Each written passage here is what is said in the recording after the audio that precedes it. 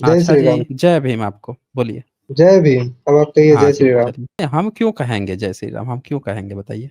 तो दिल क्यों छोटा है आपका? हम तो जय भीम बोल दिए, आप जय श्री राम नहीं बोल सकते मेरा दिल रखने के लिए? नहीं, नहीं, हम जय भीम बोलेंगे क्योंकि जय भीम इतना विशाल है कि उसमें छोटा करने की ज़रूरत ही नहीं है। वो छोटे से छोटे, बड़ा से बड़ा हर चीज़ के लिए सफिशिएंट है ना। हमारा दिल रखने के लिए आप क्यों बोलेंगे? हम किसी को दिखावे के लिए थोड़े बोलते हैं, दिखावे के लिए नहीं बोलते हैं। जो सच है वही बोलते हैं। बोलिए क्या बोलना है? नहीं, पहले ये तो बताइए कि आप दिल छोटा क्यों रखते हुँ। हैं? मतलब क्या दिक्कत है बोलने में? बस बोलना नहीं तो है। अच्छा बताइए कि अच्छा आप मुझे 5 ऐसा कारण बता दीजिए जिसके कारण से मुझे जय श्री राम बोलना चाहिए। बोलिए, वही जय कारण पे राम। चर्चा करेंगे। राम जी मर्यादा पुरुषोत्तम है, उससे बहुत कुछ सीखने को मिलता है। जय श्री राम बोलोगे तो भंडारे में खाना मिलेगा, जय भीम बोलोगे तो कोई भीख तक नहीं देगा, इसलिए जय श्री अच्छा राम। 1 मिनट, आप ये सुदामा वाली बात कर रहे हैं? दलिद्रई क्या की बात सुधार कर है? रहे हैं आप कि दलिद्र बन जाओगे तो आपको जो है भंडारे में खाना मिल जाएगा, आप ये बात कर रहे भंडारा। हैं?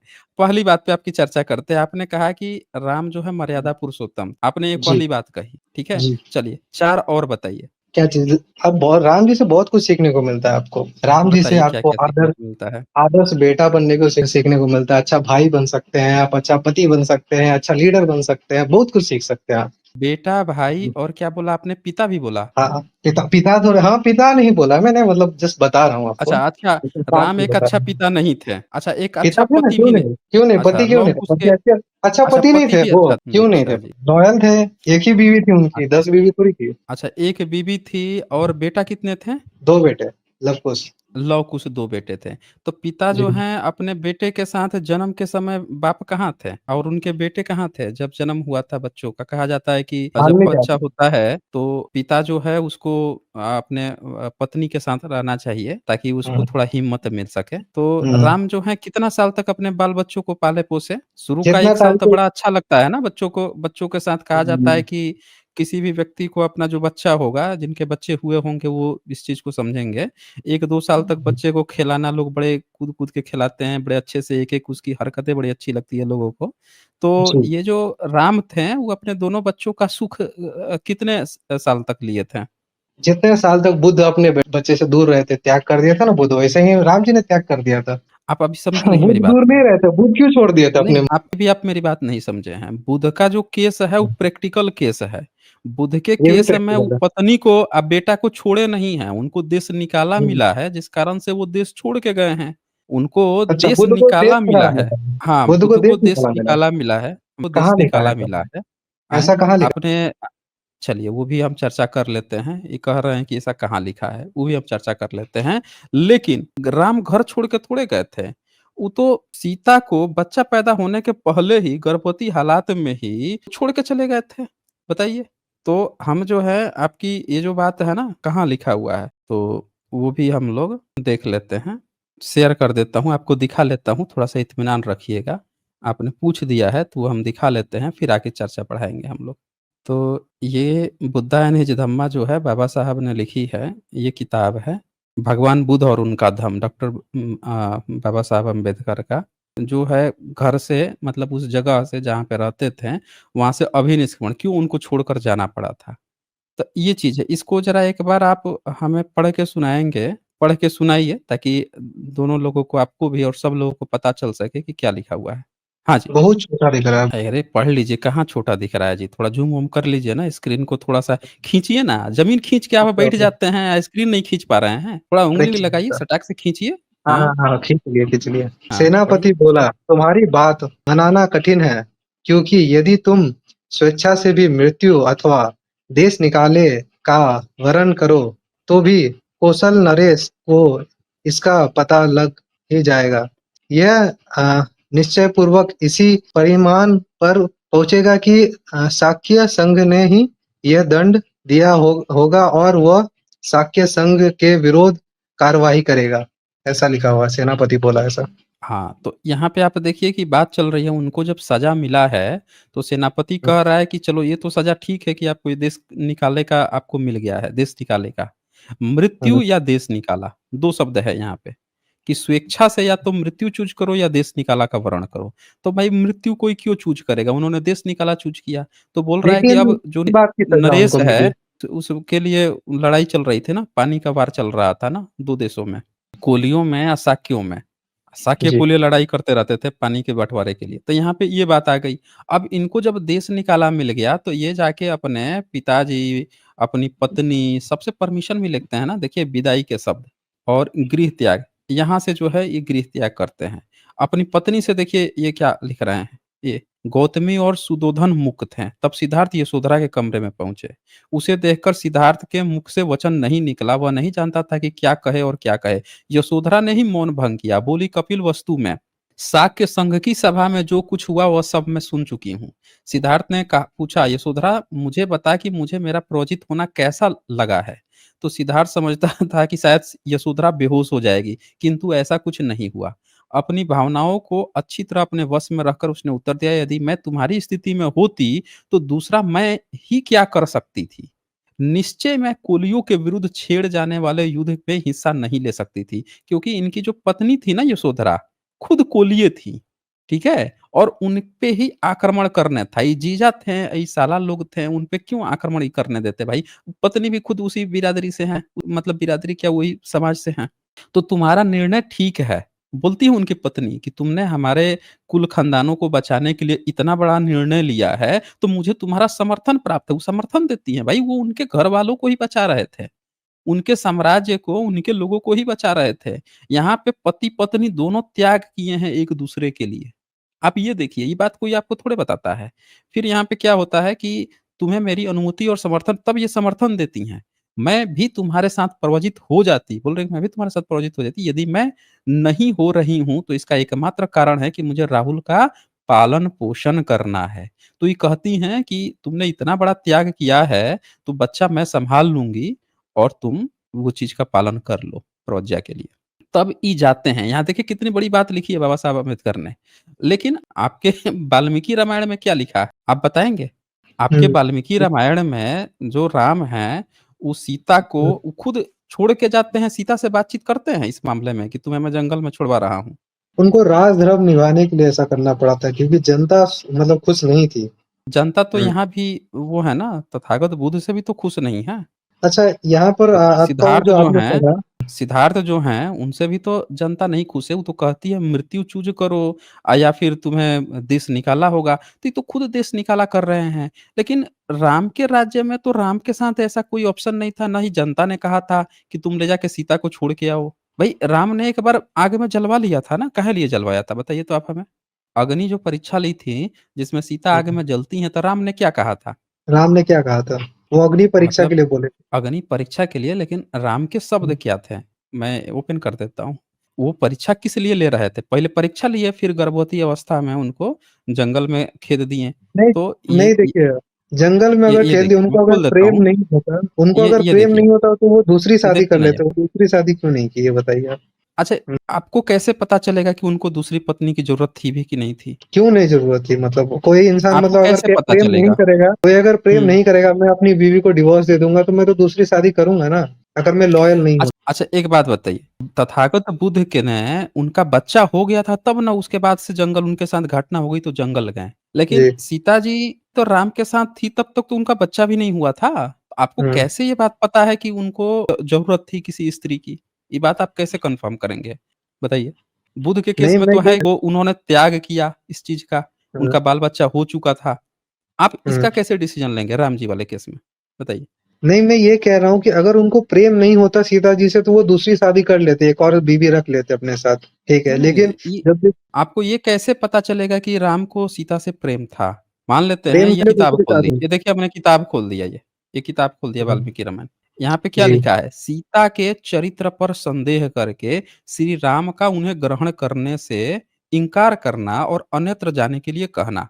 मान लीजिए कि जो इनकी पत्नी थी तथागत बुद्ध की यशोधरा, तो तथागत हुँ, बुद्ध जब 5-6 साल बाद जब लौटते हैं अपने घर पे लौटते भी हैं, उसमें ना तो यशोधरा उन पे आरोप लगाती हैं ना वो यशोधरा पे आरोप लगाते हैं कि 6 साल तुम कहाँ रही या तुमने क्या किया या वो उनसे कुछ कह रही हैं। दोनों में से कोई आरोप नहीं लगाता। हुँ, उनमें म्यूचुअल अंडरस्टैंडिंग है। दोनों एक-दूसरे से म्यूचुअल अंडरस्टैंडिंग पर ही गए हैं। दोनों को एक-दूसरे पे पूरा बिलीव है। लेकिन यहाँ हुँ, पे सिर्फ़ 1 साल की जुदाई है सीता से का और उससे राम का। 1 ही साल तो था ना, 13 साल तो वनवास हो ही चुका था। 14वाँ साल हुँ, था बस।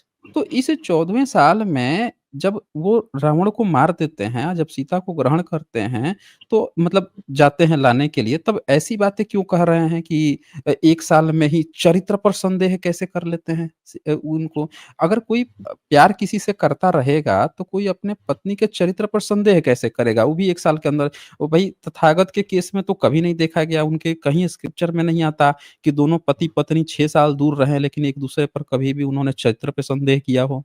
उन्होंने ऐसा इसलिए किया कि ताकि वो अग्नि परीक्षा दे के खुद को शुद्ध साबित कर दे, ताकि जनता में जो भी लोग हैं, वो 4 बातें ना बनाएँ, ठीक है? इसीलिए उन्होंने ऐसा बोला ताकि वो अग्नि परीक्षा अच्छा खुद से दे। अच्छा, एक बात बताइए, मान लीजिए कि सरेआम पूरे भरे बाज़ार में जहाँ पूरी तरफ महफ़िल सजी हुई है, वहाँ हुँ, पे कोई अपने आप एक बार पति-पत्नी आपस में अंदर बैठ के कुछ एक-दूसरे पर बातचीत कर लिए, वो एक अलग मैटर होता है। लेकिन एक हुँ। बात बताइए कि राम ने भरे महफ़िल में सबके सामने ऐसी-ऐसी बातें कहीं उनको, क्या सीता जी उसके बावजूद भी परीक्षा देने के बाद से भी उनके पास चली गईं? उन्होंने क्या-क्या बातें कही थी आपने पढ़ा है कभी? पढ़ा है ना? क्या कहा था उन्होंने? ये उन्होंने देखिए तो कहा उन्होंने कि क्या तुम सुग्रीव के पास चली जाओ, तुम इधर चली जाओ, लेकिन तुमको मैं एक्सेप्ट नहीं कर सकता, ऐसा कहा है। लेकिन उसके पीछे का मंशा यही था, ताकि सीता जी अग्नि हुँ। परीक्षा दे और समाज में 4 लोग बातें ना बनाएँ कि ये रावण के घर में रह के आई है। समझ रहे हैं आप? अगर नहीं, डायरेक्टली बोल नहीं, देते नहीं, हो ए ऐसा ए तो। 1 मिनट, उसके लिए वो हुँ, बोल सकते थे, लेकिन भरे महफ़िल में उन्होंने जो बातें बोली हैं, एक बार हुँ, उसको ये ज़रा सुनिए तो सही उन्होंने क्या कहा है। 3 नंबर श्लोक है हुँ, और ये देखिए 12 नंबर श्लोक, 12 नंबर से पहले 10 नंबर श्लोक देखिए। 10 नंबर श्लोक पढ़ेंगे आप क्या लिखा हुआ है? हुँ। इस तरह कहते पढ़िए हुए तो। श्री राम जी बातें सुनाकर मृगी के समान विकसित नेत्रों वाली सीता की आँखों में आँसू भर आए। बताइए। उनकी आँखों में, सीता जी की आँखों में आँसू भर आया। तो यहाँ हुँ, पे राम की बातें सुनकर, ठीक है? राम इतना कठोर हृदय से बोल रहे हैं कि उनका मतलब कि आँखों से आँसू आ गए। और ये देखिए 4 नंबर में, लेफ्ट साइड में 4 नंबर में राम क्या कह रहे हैं? जब सबने मेरा पराक्रम देख लिया, अब मेरा परिश्रम सफल हो गया है और इस समय प्रतिज्ञा पूर्ण करके मैं उसके भर से मुक्त एवं स्वतंत्र हो गया।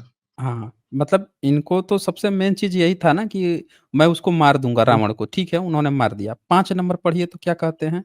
जब तुम आश्रम में अकेली थी, उस समय वह चांडाल चित्त वाला राक्षस तुम्हें हर ले गया। यह दोष मेरे ऊपर दैववश प्राप्त हुआ था, जिसका मैंने मानव संज्ञा पुरुषार्थ द्वारा मर्जन कर दिया। अब बताइए, इन्होंने ये बात लिख दिया, उसके आगे पढ़िए तो ज़रा।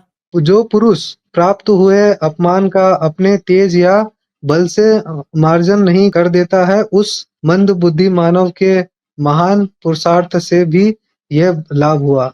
ठीक है। अब हुँ। अब आगे ये आपने पढ़ लिया, 13 नंबर में क्या कह रहे हैं?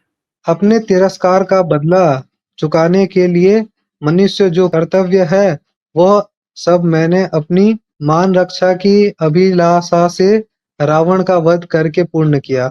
तो यहाँ पे क्या कह रहा है कि मान रक्षा की अभिलाषा से रावण का वध करके पूरा कर दिया। ठीक है, चलिए रावण हुँ, का वध करके पूरा कर लिए हैं। जी। अब ज़रा ये देखिए। 17 नंबर। अतः जनक कुमारी जहाँ इच्छा हो चली जाओ, मैं अपनी ओर से तुम्हें अनुमति देता हूँ। भद्रे ये दसों दिशाएँ तुम्हारे लिए खुली है, अब तुमसे मेरा कोई हाँ, प्रयोजन नहीं है। प्रयोजन नहीं है। 17 नंबर में जी। क्या कहते हैं? तुम्हारे चरित्र में संदेह का अवसर उपस्थित है, फिर भी तुम हुँ, मेरे सामने खड़ी हो। अब भरे महफ़िल में कह रहे हैं सबके, ठीक है? अब ज़रा हुँ। 19 नंबर। कौन-सा ऐसा कुलीन पुरुष होगा जो तेजस्वी होकर भी दूसरे के घर में रही हुई स्त्री को केवल इस लोभ से कि यह मेरे साथ बहुत दिनों तक रहकर सौहार्द स्थापित कर चुकी है, मन से भी ग्रहण कर सकेगा। अब 20 नंबर पढ़िए तो। रावण तुम्हें अपनी गोद में उठाकर ले गया और तुम पर अपनी दुष्ट दृष्टि डाल चुका है। ऐसे दास में अपने कुल को महान बताता हुआ मैं फिर तुम्हें कैसे ग्रहण कर सकता हूँ? हाँ, अब यहाँ पे बात आती है कि रावण तुम्हें अपनी गोद में उठा के ले गया था। अब बताइए कि राम को कैसे पता चला था कि गोद में उठा के ले गया था? उन्होंने जस्ट ऐसे बोला था कि वो अग्नि परीक्षा दे। अगर उनको प्रेम नहीं होता तो हनुमान जी को अपना हुँ, अंगूठी नहीं दे के भेजे होते कि जाके बता देना कि हुँ, मैं तुम्हारा इंतज़ार कर रहा हूँ और मैं तुम्हें लेने हुँ, आ रहा हूँ। तो वो लेने आ हुँ। रहे थे इसीलिए देखिए, उन्होंने वो वो प्रसंग खोल दूँगा तो उसमें तो और फँस जाइएगा बुरा तरह से, राम-सीता में क्या-क्या चीज़ बातचीत हो गई है, वो अलग ही मैटर चला जाएगा। पहले यहाँ पे कॉन्सन्ट्रेट करते हैं। यहाँ पे जी। राम जो है इस तरह की बात कह रहे हैं, भरे महफ़िल में सब लोगों के सामने। अच्छा, इसके बाद से हुँ, ये क्या कहते हैं, आगे ज़रा यहाँ पे देखिए तो? 22 नंबर 23 नंबर 24 नंबर, ज़रा ये पढ़िए तो, राइट साइड में। हुँ। भद्रे मेरा ये निश्चित विचार है, इसके अनुसार ही आज मैंने तुम्हारे सामने ये बात कही है। तुम चाहो तो भरत या लक्ष्मण के संरक्षण में सुखपूर्वक रहने का विचार कर सकती हो। सीते ठीक है। तुम्हारी इच्छा हो तो तुम शत्रुघ्न, वनराज सुग्रीव अथवा राक्षस राज विभीषण के पास भी रह सकती हो। जहाँ तुम्हें सुख मिले वहीं अपना मन लगाओ। सीते हुँ, तुम जैसी दिव्य रूप सौंदर्य से सुशोभित अ, मनोरम नारी को अपने घर में स्थित देखकर रावण चिरकाल तो तक। चिरकाल तक तुमसे दूर रहने का कष्ट नहीं कर सका होगा। हुँ। अब ये इनको रावण पे राम को सीता जी से ज़्यादा रावण पे विश्वास है।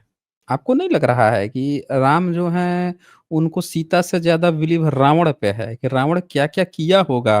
सीता जो है क्या-क्या की होंगी? सीता पर नहीं बिलीव है, रावण पे ज़्यादा बिलीव है कि वो ये चीज़ ज़रूर कर लिया होगा। तो आपको क्या तो लग सीता रहा है जी कि वो सीता से प्रेम करते थे? भरे महफ़िल में ये बात कह रहे थे। ताकि वो अग्नि परीक्षा दे, अगर ऐसा नहीं कहते तो वो अग्नि परीक्षा नहीं देती, फिर 4 लोग बातें बनाते। अच्छा, तो कोई भी व्यक्ति जो है वो अपनी पत्नी को भरे बाज़ार में कहेगा कि तुम राक्षस के साथ चली जाओ, तुम भरे मेरे बाजार भाइयों में के साथ चली जाओ।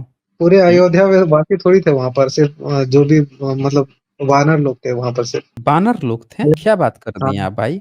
ये ज़रा पढ़िए तो ये अयोध्या कौन-कौन लोग थे वहाँ पे? राइट साइड में 12 नंबर। वे काले-काले घुंघराले बालों वाली कोमल लोचना सुंदरी सीते वानर और राक्षसों के भरी सभा में पुनः इस प्रकार कहने लगे। तो यहाँ पर तो हाँ, तो अयोध्यावासी यहाँ थोड़ी है। पे सीता से पूरे के पूरे बानर हैं और राक्षसों की भरी हुई सभा है पूरी। वहाँ पे हाँ, तो न जाने अयोध्यावासी कितने लाखों करोड़ों बानर हैं, लाखों करोड़ों वहाँ पे राक्षस हैं। अब पूरे राक्षस और बानरों के बीच में कह रहे हैं, क्या कह रहे हैं 22 में? कि तुम चाहो तो भरत के साथ, लक्ष्मण के साथ उनके संरक्षण में सुखपूर्वक रहने का विचार कर सकती हो। फिर आगे कहते हैं 23 में कि राक्षस राज विभीषण के साथ, ये बानर जो है, बंदर जो है सुग्रीव उसके साथ भेज रही हैं। शत्रुघ्न के साथ भेज रही हैं। कह रही हैं जहाँ मन करे वहाँ पे चली जाओ। अब आप बताइए कि भरे महफ़िल में बानरों और राक्षसों की महफ़िल में सिर्फ़ 1 साल तक दूर रहीं तो उनके लिए, लेकिन तथागत तो 6-6 साल तक वो पति-पत्नी दूर रहे, दोनों में से किसी ने एक-दूसरे पे शक नहीं किया। उनकी बीवी का कोई किडनैप नहीं किया था, वो अपने ही महल में थी ना, इसीलिए उन पे शक नहीं किया गया और लोग भी नहीं बोलेंगे कुछ भी। समझे बात? तो नहीं, लोग नहीं बोलेंगे कुछ भी, तो आप कंपेयर फिर कैसे कर रहे थे उनसे? आप ही ने ना कंपेयर किया, हम तो कंपेयर ही नहीं कर रहे थे। हम तो आपको यही चीज़ दिखाना चाह रहे थे कि आप कंपेयर गलत कर रहे हैं। आप तथागत बुद्ध से एक काल्पनिक कथा का कर ही नहीं सकते। ये तो हुई एक बात। अब मैं आपको हुँ, दिखाता हूँ कि ये अग्नि परीक्षा ये जब ले लिए हैं, तो क्या मामला इससे सॉल्व हो गया? आप तो यही कह रहे हैं ना कि अग्नि परीक्षा हुँ, लेने का उद्देश्य था कि लोग बात नहीं बनाएँगे। आप यही कह रहे हुँ, हैं ना? तो क्या जी। राम जो हैं इतने अदूरदर्शित हैं? उनको इस बात का पता नहीं था क्या कि लोग बात बनाएँगे बात या नहीं बनाएँगे? मानव शरीर में जन्म लिए तो उनको वो कैसे चमत्कार कर सकते हैं मतलब? वो तो लीला है। मतलब आप तो कैसे हम मान लें कि वो भगवान थे? जिस भगवान को यही नहीं पता चल रहा है कि उनकी पत्नी का कब हरण होगा, जो अपने पत्नी के चरित्र पे संदेह कर रहा है, जो व्यक्ति जो है जिसको यही नहीं पता है लोगों को दिखावे के लिए तरह-तरह के अपने इससे तो ये पता चलता है कि राम जो है वो गलत सोच रखते थे वो महिलाओं के प्रति। भगवान के वो अवतार हैं, जो मानव रूप नहीं, में धरती पे कैसे आए हैं। हम कैसे मानेंगे? बताइए क्योंकि भगवान उन्होंने जब रावण को मार जब दिया ना, राम जो है रावण राम हुँ, जब विष्णु के रूप में है, विष्णु तो के अवतार हैं वो। विष्णु हैं? विष्णु के अवतार हैं। तो बताइए कि विष्णु का हुँ, चरित्र जो है वो कैसा था? भगवान जैसा था। भगवान जैसा था। तो हुँ, विष्णु जो है जालंधर की बीवी थी, कौन थी जालंधर की बीवी? जालंधर की बीवी नहीं पता। आपने पुराण नहीं पढ़ा है? मैं उसमें जो सारा जालंधर पुराण जो तो है जी विष्णु बताइए, जो बताइए। शिव पुराण में है, तो वो क्या करता है कि अब अपना जो उसका दुश्मन है जलंधर, उसकी बीवी के साथ जाके और जलंधर का भेष बना के उसके साथ जो है सोता है, कई दिन तक गुज़ारता है। हुँ, तो बताइए आपका जो भगवान है, जो ओरिजिनल फ़ॉर्म में है, वो तो जाके अपने दुश्मन की बीवी के साथ रह रहा है, दिन गुज़ार रहा है। तो ये चीज़ मैंने पढ़ी नहीं और जब मैं जब मैं इस पर चालू स्ट्रीम भी कर चुका हूँ, एक नहीं कई-कई हुँ, बार स्ट्रीम कर चुका हूँ। तो बताइए कि जब जो भगवान जो है इस तरह की बात कर सकता है, वो अवतार लेके उसकी सोच जो है क्यों नहीं होगी? वो भी यही सोचेगा ना कि हम तो जाके उसका अब हमारा जो दुश्मन था उसकी बीवी के साथ जाके हम सोते थे, बाद में वो शराब पकड़ लेती है तो श्राप देती है उसको। तो वो भी तो यही सोचेंगे ना, राम भी फिर यही सोचेंगे कि भई मैं हम आपकी जब बात ऐसा का किए जस्ट हैं तो बता रहा सामने हूँ, वाला मुझे भी पहले ऐसा ही करता पढ़ना होगा। पड़ेगा। मुझे हैं? पहले शिव पुराण पढ़ना पड़ेगा तब जाके समझूँगा उसके पीछे का कॉन्टेक्स्ट क्या है, आगे-पीछे की बात। क्योंकि आप पता नहीं किस हुँ। कॉन्टेक्स्ट में बोल रहे हैं, क्या है आगे-पीछे नहीं समझ में आ रहा। मेरा एक सवाल अच्छा है, आपको आपने आपको आपको बुद्धा आपको नहीं समझ में आ रहा है, हम समझा देते हैं। पहले हम क्या? आपको दिखा देते हैं। हम एक-एक चीज़ चर्चा करेंगे ना कि राम जो हैं, इसके बाद से आपने कहा कि अग्नि परीक्षा इसलिए लिए हैं कि उनको डाउट था कि लोग क्या कहेंगे? भई उसके बाद से वो गर्भवती बीवी को घर से बाहर निकाले हैं। अग्नि परीक्षा लिए तो लिए ही, उसके बाद से निकाले हैं। फिर आपने कहा कि हुँ, वो भगवान के रूप थे, तो वो नहीं थे। जब वो भगवान के रूप में थे, तो हम आपको दिखा देते हैं। ये है आपका शिव महापुराण। दिख रहा है आपको? हुँ, दिख रहा है। ठीक है। अब इसमें आपने नहीं पढ़ा है तो हम किताब खोल के पढ़ा देते हैं। इस शिव महापुराण में आप आ जाइए रुद्र संहिता युद्ध खंड है, अध्याय 23 है। और देखिए ये पढ़िए तो, ये त्रयोविंशो अध्याय, पढ़िए तो 23वां चैप्टर है, क्या लिखा हुआ है ऊपर विष्णु द्वारा? विष्णु द्वारा माया उत्पन्न विंध्या को स्वप्न के माध्यम से मोहित करना और स्वयं जलंधर का रूप धारण कर वृंदा के पवित्रता को हरण करना, वृंदा द्वारा विष्णु को शाप देना तथा विंध्या के तेज का पार्वती में विलीन करना। हाँ, अब मैं आपको बताता हूँ कि राम की हुँ, ऐसी सोच क्यों थी। तथागत बुद्ध जो हैं या यशोधरा जो हैं एक-दूसरे पे शक नहीं किए हैं, लेकिन हुँ, आपका राम क्यों शक कर रहा है क्योंकि उसका इतिहास जो है बहुत पुराना है। जब ये विष्णु के रूप में थे, तो इन्होंने क्या किया था कि इनका एक दुश्मन था जलंधर, तो इन्होंने हुँ, मतलब विष्णु का नहीं शिव का था दुश्मन। तो शिव कहता है विष्णु से कि एक काम करो तुम जाओ जलंधर को उसका जो है ना उसकी बीवी के साथ तुम ऐसा कुछ गलत काम करो जिससे कि इस शर्मिंदगी महसूस कर सके। शर्मिंदा करो। हुँ, बहु-बेटियों पर बहुजन समाज के बहु-बेटियों पर अत्याचार करने के पीछे यही कहानी है। इसमें क्या दिखाया गया है कि उनकी बहु-बेटियों के साथ तुम गलत काम करो जिससे कि उनको वो होए, लज्जा होए। और इसीलिए ये जानबूझ के भारत में एक सर्वे किया गया, एनसीआरबी का डेटा भी कहता है कि भारत में जो दलित हैं, उनके साथ ज़्यादा बलात्कार या यौन चार किया जाता है, जो तथाकथित अपने को ऊँची जाति समझते हैं, उनके हुँ। मामले में। उसका कारण ये कहानी है। अब इसमें क्या तो कहता बुद्ध है ये कि राम जो है, राम की सोच कैसे ऐसे आई है, पूरा समझिए ना। आप हुँ, स्क्रिप्चर जब शास्त्र नहीं पढ़े हैं, तो शास्त्र अच्छे से हम यहाँ पढ़ा देते हैं आपको। इनकी एक-एक चीज़ ही प्रैक्टिस जो कर रहे हैं, ये लोग कहाँ से कर रहे हैं, मैं बताता हूँ। तो जब ये अपने पूर्व फ़ॉर्म गॉड के रूप में थे, तो इनकी क्या सोच थी कि हमारा जो दोस्त है शिव मतलब विष्णु का भाई कहिए, दोस्त कहिए जो भी था, उसके कहने पर ही जाते हैं जलंधर के देखिए जलंधर का रूप धारण कर वृंदा के पतिव्रत का हरण करना।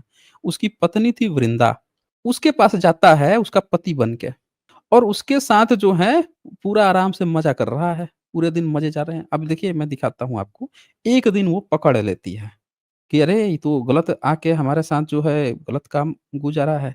तब वो श्राप देती है। 36 नंबर कहता है, "हे मुने, सभी मायावियों में श्रेष्ठ वे मुनि रूपी विष्णु" ऐसा कहकर उसके पति को जीवित करके वहाँ से अंतर्धान हो गए।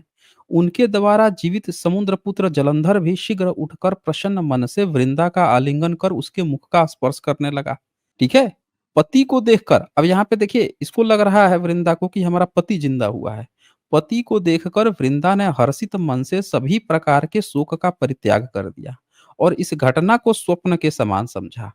वो सोचा कि अच्छा चलो उनको किसी ने मार दिया था, काट दिया था, ये झूठी बात है, हमारा पति तो वापस आ गया हमारे पास।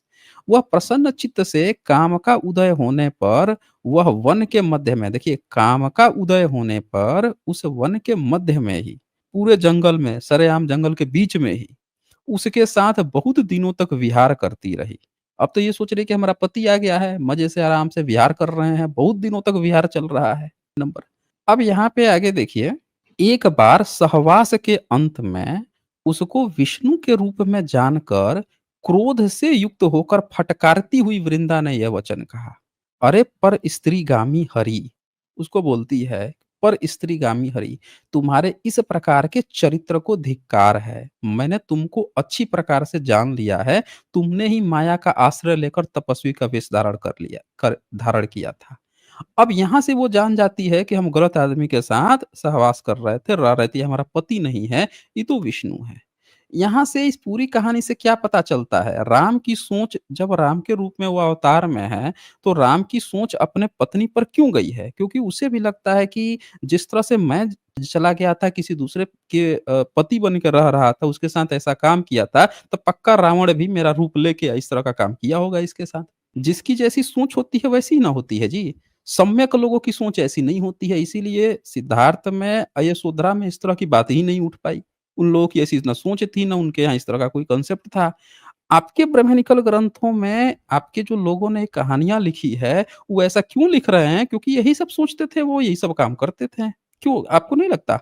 नहीं, अभी आप बोल रहे हैं ब्राह्मणिकल सिस्टम बोल रहे हैं, तो ये जो बुद्ध हैं, हुँ। ये भी तो क्षत्रिय हैं, ये शाक्य वंश के हैं, शाक्य वंश क्षत्रिय होते हैं, लिखा हुआ हुँ। भी है कि शाक्य वंश, Shakya Shakya clan was in की जी। आप मुझे बता दीजिए कौन से राजपूत अपने को शाक्य बोलते हैं? मैं बता रहा हूँ यहाँ पर क्या लिखा हुआ है कि हुँ। शाक्य नहीं, हम वंश पूछ वाज़ रहे हैं नहीं, हम एंशिएंट। आपसे जो पूछ रहे हैं उसका जवाब दीजिए ना, कि आज के वही जवाब इतने दे रहा सारे राजपूत हैं जो बेसिकली हूँ। अपने को कहते हैं कि हम जो हैं वो हैं क्षत्रिय हैं। सब जी, राजपूत ही समाज अपने को क्षत्रिय कहता है, अब कुछ ओबीसी सही वाले बात। भी कूद रहे हैं। तो बता दीजिए हुँ। कि राजपूतों में से कोई भी व्यक्ति जो है अपने को कहता है कि हम तथागत बुद्ध के शाक्यवंशी हैं, हमारा कुल खानदान शाक्यवंशी है? बता दीजिए तो, कौन से राजपूत कहता है? लेकिन यहाँ पर तो लिखा हुआ है ना, भाई पढ़ने तो लिखा दीजिए आप, कहाँ पे लिखा हुआ है? भाई पढ़ने तो कहाँ दे लिखा यहाँ कहाँ? लिखा हुआ कहाँ पे लिखा शाक है? कहाँ पे? रेफ़रेंस बताइए। हाँ, बता तो रही है, पहले तो कोट तो कर लूँ क्या लिखा हुआ है कि नहीं, शाक्य नहीं, वंश वाज़ किसने कहा है? Ancient Indo-Aryan clan and ruling family of तो रिपब्लिक भाई ऑफ तो लोकेटेड ऑफ एक हिमालय। कहाँ से आप मतलब पढ़ ये रहे हैं? कहाँ नेपाल, से पढ़ रहे हैं? ये नेपाल का ओहो! क्षत्रिय है, नेपाल के नेपाल नेपाली थे कोई ना बुद्ध। नेपाल में अच्छा एक बात बताइए, अगर वो जी, क्षत्रिय थे, तो जब वो हाँ, गए थे, जंगल में गए थे, तो जंगल जी। जाने के पहले की जितनी उनकी मूर्तियाँ मतलब मूर्ति जो बनी है तथागत की, दिखाई गई है शिल्पकला, किसी में जनेऊ हुँ, पहने दिखाया गया है उनको? जनेऊ का नहीं भाई दिखा जब होगा क्योंकि वो जब तिब्बती है, वो वो तो जब उनका प्रवज्ञा ग्रहण किया जब वो एनलाइटेंड हुए हैं, उसके पहले अगर वो तथाकथित क्षत्रिय थे ब्राह्मणों के, वैदिक धर्म वाले अगर क्षत्रिय थे, तो जनेऊ तो पहने होंगे, पहने थे जनेऊ ब्राह्मणों वाला? उनका उन्होंने हुआ जनेऊ, होगा ना? काफ़ी लोग जनेऊ नहीं उनका धारण करते हैं, तो वो नहीं तो धारण भाई किए जब वो होंगे। नहीं धारण किए थे, तो कौन से क्षत्रिय थे भाई वो? वो नेपाली जो ब्राह्मण लुम्बिनी में पैदा हुए थे, लुम्बिनी के जो ये क्षत्रिय होते हैं, नेपाल के अच्छा उस क्षत्रिय, वो समय नहीं नेपाल पहनते थे। नेपाल शब्द था क्या? कहीं लिखा हुआ उस है समय इंडिया शब्द त्रिपिटक था। में? एक 1 मिनट, हमने कब कहा इंडिया? जम्बूद्वीप नाम था ना? पूरे त्रिपिटक में कहीं लिखा हुआ है कि तथागत बुद्ध जो है नेपाली थे? बताइए आप हमें। जम्बूद्वीप एशिया को कहते हैं, झूठ मत बोलिए ना। फिर गलत बात बोल रहे हैं। जम्बूद्वीप बोलते हैं उसको जहाँ पूरा बुद्धिज़्म का साम्राज्य था। जम्बूद्वीप का जो आज मैप दिखाइए। भारत है, जम्बूद्वीप में पूरा एशिया नहीं आता है, आप गलत समझ रहे हैं। चाइना भी है, तो नहीं, नहीं, चाइना भी है। आप ज़रा दिखाइए तो जम्बूद्वीप में कहाँ आता है? सम्राट अशोक का जो साम्राज्य है, उसको कहते हैं जम्बूद्वीप। जम्बूद्वीप में चाइना सम्राट भी आता है। अशोक के चाइना, तो चाइना अफ़गानिस्तान सब कुछ एक इंडिया है बात क्या? ज़रा दिखाइए तो हमें जम्बूद्वीप में हाँ, कहाँ तो उसके आता है? लिए मेरे को पीसी से आना पड़ेगा ना, दिखाते रुकिए। मेरे पास मैप पड़ा हुआ है जम्बूद्वीप का। क्या मैप को दिखा कहते दी हैं? कहाँ जम्बूद्वीप में एशिया को कहते हैं? एशिया में जापान भी आता है, समझ रहे हैं? आपको मैं दिखा रहा हूँ ना, चाइना-वाइना, जम्बूद्वीप चाइना में को भारत मानते हैं आप। अच्छा जम्बूद्वीप शब्द कौन से राजा ने प्रयोग किया है? बताइए तो हमें? सम्राट अशोक। सम्राट अशोक ने प्रयोग किया है। तो सम्राट जी। अशोक का जो साम्राज्य है, उन्होंने हुँ। अपने साम्राज्य को जम्बूद्वीप कहा है। तो वो जम्बूद्वीप है ना, वो भारत थोड़ी है, भारत तो अलग है। यही भारत तो इतना यही ही तो च टेरिटरी आता है। यही तो जी। चक्कर है ना आपका कि आप पूरी बात समझते नहीं हैं। जम्बूद्वीप जो है, वो कहा जाता है सम्राट अशोक ने प्रयोग किया अपने साम्राज्य के लिए, अपने साम्राज्य हुँ। को दिखाने के लिए। मैप दिखाइए ना उसका। तो सम्राट अशोक का आप देख लीजिए सम्राट अशोक का शासन कितने काल में था? हम निकाल दें? मैप दिखाइए ना, मैप जम्बूद्वीप आप बोल रहे हैं ना निकाल इंडिया, देते जबकि हैं। नहीं, एशिया को नहीं, कहते हैं। सकल सकल जम्बूद्वीप उन्होंने अपने साम्राज्य को कहा है। मतलब चाइना को आप इंडिया मानते हैं? चाइना नेपाल को को भी इंडिया मानते हैं? तो आप दिखा दीजिए हमें सबूत, हम तो कब से आपसे सबूत माँग रहे हैं, आप ही नहीं दिखा रहे हैं। नहीं तो एक आप अभी क्यों माफ कहीं पे कर रहे हैं लिखा कि हुआ मिला है। अच्छा सम्राट ये बताइए कि चाइना का चीन का जो राजा है, उसने कभी उनके स्क्रिप्चर्स में मिला है कि वो लोग लिखे हैं कि हमारा देश जो है जम्बूद्वीप में आता है? जम्बूद्वीप बाहर के में है ही नहीं ना। आप अखंड भारत लोग कहते हो, वो इंडिया में ही चलता है, वो जम्बूद्वीप नहीं भाई मानते। यही यही चक्कर है ना आपका। अब देखिए आप पहले सुन तो लीजिए, मुद्दा भटके उसके पहले पूरी बात कंप्लीट हो जानी चाहिए। तो यहाँ से अभी हमने जो दिखाया कि राम ने सीता पे जो संदेह किया, उसका कारण ये था कि राम पहले भी इस तरह की गलतियाँ विष्णु के रूप में कर चुके थे, इस कारण से उनकी ऐसी सोच थी। तो आपने तो पहले तो गलत कंपेयर किया। दूसरी बात कि राम ने आपका जो ये कहना था कि राम जो हैं वो लोग गलत सोचेंगे इसीलिए उन्होंने परीक्षा ली थी। तो भाई परीक्षा उन्होंने ले ली, इसके बाद का जो बात है वो क्या हुआ? वो भी देख लेते हैं, लोगों ने क्या सोचा? वो भी तो देखना है ना। अब ये देखिए ज़रा, ये स्क्रीन देखिए, अभी जम्बूद्वीप पर हम आएँगे लेकिन मूल मुद्दा छूट रहा है, पहले उसको डिस्कशन कर लेते हैं। तो ये वाल्मीकि रामायण है।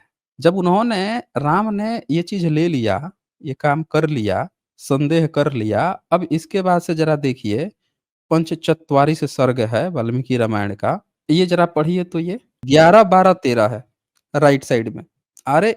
आपके धर्म पे बात चल रही है, राम को बचाना भी है आपको, आप पढ़ नहीं सकते धर्म बचाने के लिए, किताब नहीं पढ़ेंगे। परंतु अब ये महान उपवाद फैलाने लगा है। पूर्ववासियों और जनपदों के लोगों में मेरी बड़ी निंदा हो रही है। इसके लिए मेरे हृदय में बड़ा शोक है। ये 12 नंबर पे लिखा है। ठीक है, जी। बड़ी निंदा हो रही है जनपद में। अब ज़रा 13 पढ़िए तो। जिस किसी भी प्राणी की अपकृति लोक में सबकी चर्चा का विषय बन जाती है, वह अधम लोकों नरकों में गिर जाता है और जब तक उस उपयश की चर्चा होती है, तब तक वही पड़ा रहता है। मतलब राम को कौन-सा लोक परलोक सिधारना है भाई? बोल रहा है कि हमारी निंदा हो रही है। अभी उसने एक डिसीज़न लिया कि अपनी बीवी को आग में जलवा दिए हैं। इसलिए कि लोग निंदा नहीं करेंगे, लोग उनके चरित्र पे संदेह करेंगे, तो ये तो राजा कम कठपुतली ज़्यादा लग रहे हैं। वो कहते हैं ना कि वो राजा कम कठपुतली है, कि उसके अनुसार चलता है। वो क्या सोच रहा है, वो 4 लोग क्या कह रहे हैं, उसके अनुसार कठपुतली की तरह। एक आइडियल व्यक्ति जो होता है, भई आप बताइए, मान लीजिए कि आपके ऊपर कोई उँगली उठा दे, आपके घर परिवार बहू-बेटी पे कोई उँगली उठा दे कि सब डायन है, भूतनी है, ये है, वो है। आप उनके साथ खड़े रहेंगे या लोगों की सुन के उनको घर से बाहर निकाल देंगे? बोलिए? मैं क्यों घर से बाहर निकलूँ? मैं कोई राजा हूँ क्या, मतलब कि जो मेरे आप को मैं क्यों सुनूँ? तो और ना ये कोई लोग कह रहे हैं ना, आप तो राम को अपना आइडियल मानते हैं ना, आपको तो उसके पथ पे चलना पड़ेगा। राजा से क्या होता है? राजा तो 50-50 बीवियाँ रखता था, 100-100 बीवियाँ रखता था। बताइए? वही तो बात है जब कि आपका राम जी नहीं विष्णु रखते जो थे, है इसीलिए राम जी को मानते भगवान जो हैं। है, विष्णु जो है जाकर दूसरे पत्नी में दूसरा बन के जब ये सब काम कर दे रहा है, तो वहाँ पे भगवान है, कर सकता है गलत काम। तो लोग फिर क्यों हल्ला कर रहे हैं? हल्ला क्यों काट रहे हैं? बताइए? अभी आप कह रहे हैं कि इंसान के रूप में है, इसीलिए वो भविष्य नहीं देख सकता था राम, इसीलिए गलत डिसीज़न ले ले रहा था। अब कह रहे हैं कि वो भगवान हैं, अब कह रहे हैं राजा हैं। कोई भी व्यक्ति देखिए आम इंसान एक शादी करता है, राजा तो 100-100 200-200 शादियाँ कर लेते थे, हज़ार-हज़ार शादियाँ कर लेते थे भाई, हैं? राजा को कौन-सी चिंता है कि कौन कहाँ की तो जाते थे सब जहाँ गए वहाँ से 2 बीवी उठा लाए, उसकी बहू-बेटी से शादी करके चले आए। आप कह रहे हैं कि राजा थे इसीलिए उनको चिंता हो रही थी, राजाओं को कोई चिंता नहीं थी। वो दासी-वासी सबके साथ सो जाते थे भाई, उनका सब कुछ चलता था। आप कौन यहाँ पे कौन हमें क्या बता बात कर दीजिए रहे हैं? कि कौन क्या वही दासियों तो के मैं साथ सो जाता था? तो बता दीजिए कि भारत में कौन-सा ऐसा राजा है, जितने भी राजा थे, उनकी कितनी-कितनी शादियाँ हुई थी? आज के डेट में जितने क्षत्रिय हैं, महाराणा प्रताप की कितनी शादी हुई थी?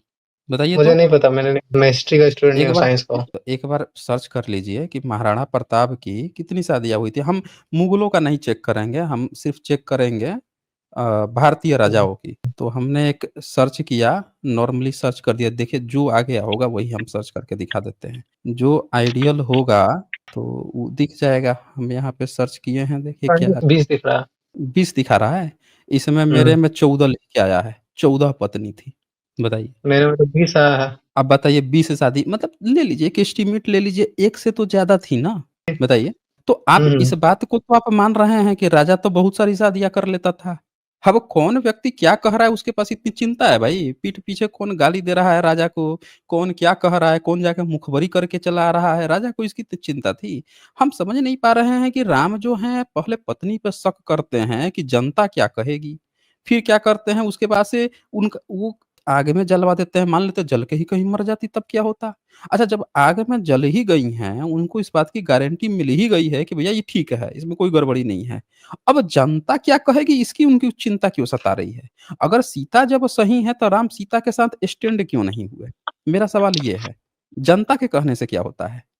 अगर जैसे आपने तो कहा ना कि आपके घर में अगर आपके घर में माँ-बहनें सब सही हैं, बाहर वाला कुछ भी कह दे रहा है एक्स, वाई, लेकिन आपको पता है कि तो आप अपने फैमिली के साथ खड़े रहोगे।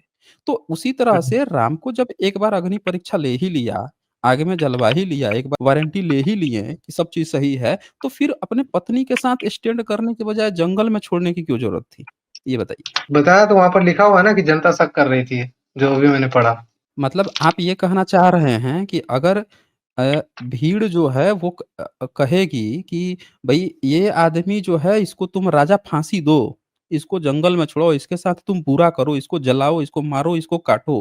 तो राजा को पता है कि निर्दोष है, फिर भी राजा उसको मारेगा, काटेगा, सज़ा देगा। आप ये कह रहे हैं? एक आइडियल राजा ये है? जो आप बोल रहे थे कि राम जो है मर्यादा पुरुषोत्तम है, इसीलिए आपको दिल छोटा मत कीजिए, बड़ा करके बोलिए। मैं आपसे पूछ रहा हूँ कि ये कैसे हम मर्यादा पुरुषोत्तम कहेंगे? आप मुझे इसी का जवाब दे दीजिए। क्योंकि उन्होंने दूसरी शादी नहीं की ना, उनको त्याग करना पड़ा, खुद की मर्ज़ी से नहीं किया उन्होंने। हम अभी भी आपकी बात को नहीं समझ पा रहे हैं। हमने भारत का इतिहास देखा जहाँ राजा बहुत सारी शादियाँ करते थे। जी, राजा तो बहुत नहीं सारी किया शादियाँ क्या? करते थे, वहाँ राम 14 साल तक पत्नी के साथ रहे, लेकिन उनका कोई बाल-बच्चा नहीं हुआ। तो हम तो अभी भी हुँ, नहीं समझ पा रहे हैं कि राम को वाक़ई में किसी महिला की ज़रूरत थी कि नहीं थी? मैं नहीं समझ तो पा रहा हूँ अभी भी। ये तो शादी की मतलब वो बात से शादी देखें, एक शादी किया या हुँ, शादी किया ही नहीं, इससे आप किसी व्यक्ति को अच्छा या बुरा कैसे डिसाइड कर सकते हैं भाई? बताइए आप हमें। कोई अच्छा-बुरा व्यक्ति नहीं, उनको अगर त्याग किसी करना से पड़ा। अच्छा नहीं हुँ, त्याग करना पड़ा अच्छा एक बात बता दीजिए, कोई व्यक्ति शादी नहीं किया, लेकिन उसकी सोच जो है महिलाओं के प्रति अगर गलत है, तो उसको आप किस नज़र से देखेंगे? क्या देखेंगे? क्या निष्कर्ष निकालेंगे? महिलाओं के प्रति अच्छा न मतलब वो नहीं था, उनका नियत नहीं था, ऐसा कह रहे हैं आप।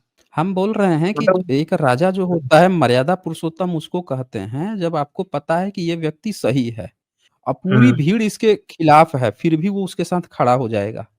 कहेगा कि हुँ, भले भले भी पूरी भीड़ जो है इसके अगेंस्ट में है, लेकिन ये व्यक्ति सही है तो मैं इसके साथ खड़ा हूँ। क्योंकि और हुँ, अब तो इसीलिए तो भगवान कह रहे हैं ना कि भगवान हमेशा एक्सेप्शन होता है। भगवान हमेशा भक्तों का प्रिय होता है। भगवान हमेशा जो है, जो सच करता है उसके साथ खड़ा होता है, विषम से विषम परिस्थितियों में उसके साथ खड़ा होता है। यहाँ राम जो है ये जानते हुए भी एक बार अग्नि परीक्षा ले चुका है, अब पत्नी जो है जला चुका है, वो कर चुका है लोगों के ही चक्कर में, फिर दोबारा लोगों के चक्कर में पड़ गए। तो ये इससे तो पता चलता है कि वो भगवान थे ही नहीं। ये जो कथाकार है उनको भगवान बता ही नहीं रहा, वो तो कठपुतली बना रहा है अपने कलम की। अपनी जो सोच है उसकी गंदी जो सोच है वो उस किरदार के रूप में ढाल रहा है वहाँ पे। बोलिए? अच्छा आप ही खुद बताइए, अपने पर बताइए। मान लीजिए कि आपको पता है कि आपका कोई दोस्त जो है या कोई हुँ। व्यक्ति है ये सही है और दुनिया उसको खराब कह रही है, तो आप अपने दोस्त के साथ खड़े रहेंगे या उसको लात मार के निकाल देंगे, "चल बे, हम तो दुनिया के साथ खड़े रहेंगे। तू तुझे खराब मानती है, तू खराब है, चल।" जबकि आप जानते हैं कि वो सही है। बताइए। नहीं तो अपने दोस्त के साथ खड़े रहेंगे ना, अगर वो सही है, वो चीज़ प्रमाण हो आप चुका है तो। दोस्त के साथ खड़े रहेंगे और हम अपनी पत्नी के सही होते हुए भी उनके साथ खड़े नहीं हो पाए। आप हमसे बोल रहे हैं कि आप मर्यादा पुरुषोत्तम मानिए उनको। कह रहे हैं कि आप दिल छोटा नहीं बड़ा कीजिए। चलिए अब दूसरे तो पॉइंट पे आ उनको जाते हैं। दूसरा आपने जी। कहा कि वो एक आदर्श बेटा थे, भाई थे, पिता थे पिता और पत्नी थे। यही आपने कहा ना? अब इस पे चर्चा कर लेते हैं। पति वाली बात तो यहीं पे गलत साबित हो गई, पहले वाली डिस्कशन में। पिता वाली बात पे ले लेते हैं। राम जो हैं, राम के जो 2 बच्चे थे, वो अपना पूरा का पूरा ज़िंदगी जब जंगल में छोड़ दिए, तो अपने बाप से मिल नहीं सके। राम को पता है, छुड़वाए भी हैं कि वहाँ पे वाल्मीकि का आश्रम है, उधर ही अगल-बगल छोड़ के तुम चले आना। देखिए, ये भाग खड़े हुए। जैसे ये बात चली कि भैया वो पति, भाई, बेटा अब दूसरे पॉइंट पर ये गलत साबित होने के लिए आ रहे थे। इनका 5 पॉइंट था ना, पाँचों पॉइंट पर एक-एक करके गलत साबित होने थे। तो देखिए, ये भाग खड़े हुए और बोल रहे हैं कि आप क्यों नहीं जय श्री राम बोलते हैं? ये आप हमें कारण बता दीजिए ना, आपको जो है स्क्रिप्चर्स में लिखा है उसी के आधार पे बताना है। जो लिखा है हम भी मान लेंगे, सही से किरदार होगा तो हम भी मान लेंगे, मानने में क्या जाता है भाई? सही होगा तो मान लिया जाएगा, लेकिन देखिए भाग खड़े हुए।